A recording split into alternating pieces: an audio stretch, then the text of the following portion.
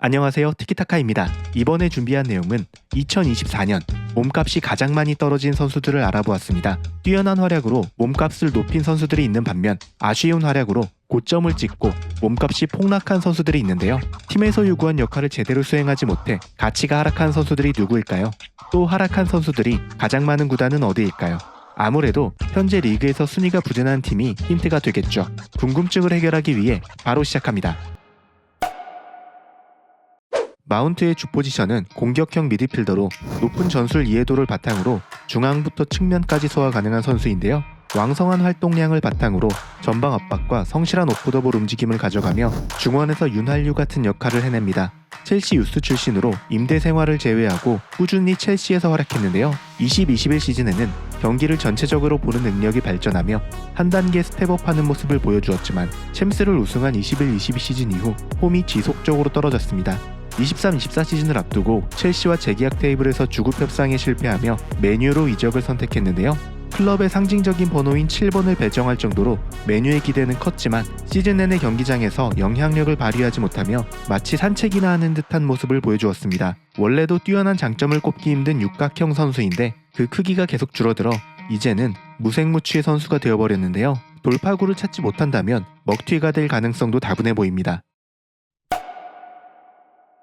콜로 무아니는 190에 가까운 큰 키와 함께 빠른 발도 가지고 있습니다. 좋은 폼을 보였던 22-23 시즌 프랑크푸르트에서 최고 속도 35.97km를 기록할 정도였죠. 장신 특유의 넓은 보폭으로 시원시원한 드리블을 통해 역습을 전개해 나갔습니다. 득점을 위한 침투뿐 아니라 내려와서 풀어주는 연계 플레이에도 두각을 나타내는데 프랑크푸르트 이적 후 월크업을 통해 포스트 플레이까지 가능해져 팀이 원하는 다양한 역할을 소화했습니다. 프랑크푸르트에서 46경기 23골 14도움을 기록하며 팀 득점의 절반 정도를 책임질 정도로 1년 만에 팀 내 핵심 스트라이커로 떠올랐는데요. 분데스리가에서 득점 3위, 도움 2위를 기록해 전체 공격 포인트 1위를 기록했고 빅클럽들의 관심을 한몸에 받았습니다. 맨체스터 유나이티드, 바이에른 뮌헨, 레알 마드리드까지 그와 연결됐지만 그의 선택은 조국 프랑스의 최강팀인 PSG였습니다. 많은 기대를 받으며 리그왕에 돌아왔으나 애매한 폼을 보여주며 작년의 날카로운 모습은 사라졌는데요. 하무스와 주전 경쟁에서 밀려나면서 그의 가치는 크게 하락했습니다.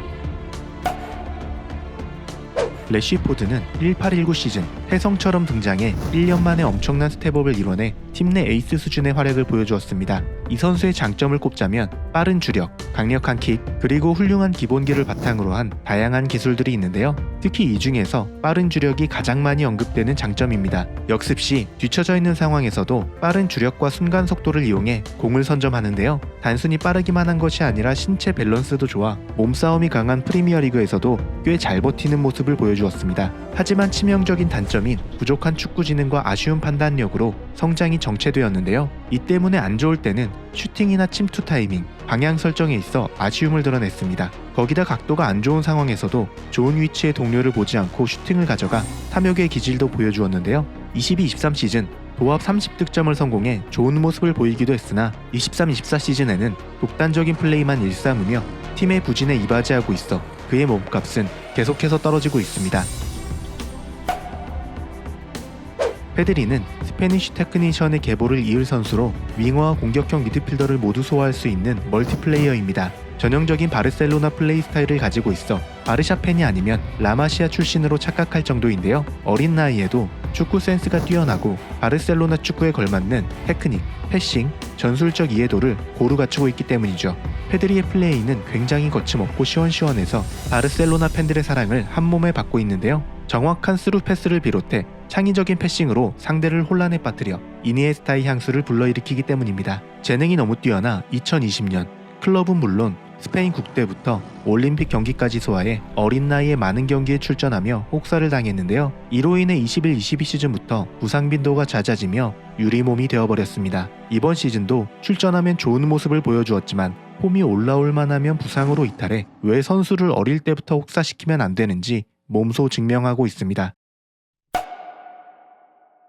포파나의 가장 큰 장점은 제공권 장악력입니다. 19-20 시즌 생테티엔에서 90분당 6.38의 헤더 경합을 성공했고 71%의 공중볼 경합 성공률로 리그왕 제공권 순위 2위를 기록했을 정도였죠. 20-21 시즌을 앞두고 레스터 시티로 이적해 19세의 어린 선수라고는 믿어지지 않을 정도로 탄탄한 수비력을 보여주었는데요. 186cm의 피지컬에 빠른 스피드로 넓은 부분을 커버했고 거기에 준수한 후방 빌드업으로 공격에서도 다양한 옵션을 제공해 주었습니다. 어린 나이에 뛰어난 능력을 보여주던 선수였기에 첼시는 무려 7천만 파운드라는 거액의 이적료를 지불하며 팀의 미래를 책임질 센터백으로 포파나를 선택했는데요. 하지만 지금까지 이 영입은 실패로 평가받고 있습니다. 심각한 유리몸임을 드러내며 이적 첫 시즌부터 장기 부상을 당했고 복귀하자마자 또 부상을 당해버렸죠. 두 번째 시즌에는 프리시즌부터 부상을 당해 23-24 시즌을 통째로 날리며 첼시 부진의 원흉으로 꼽히고 있습니다.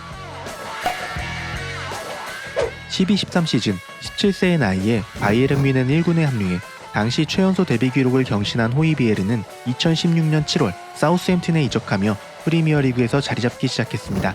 186cm의 큰 키와 단단한 체격을 갖추고 있어 중원에서 팀의 안정감을 불어넣어 주었는데요. 특히 수비 쪽에서 상대를 압박하고 공을 탈취하는데 장점을 보여주었습니다. 무작정 대인마크만 하는 것이 아닌 패스 경로를 예측하며 수비하는 플레이를 보여주었죠.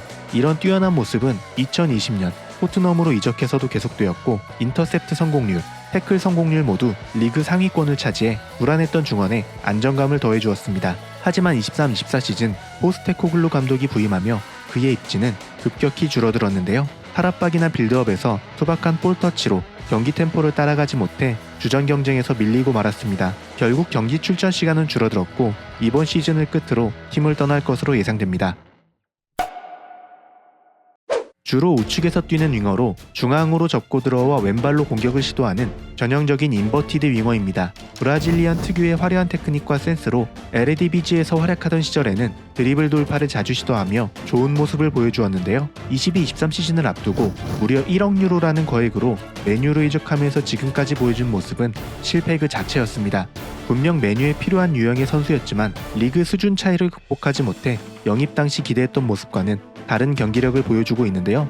판단력의 부족함을 드러내며 좋은 위치의 선수에게 패스를 주지 않고 욕심을 내다가 기회를 날려먹는 데다 단순한 드리블 패턴으로 돌파 성공률은 급격히 낮아졌죠.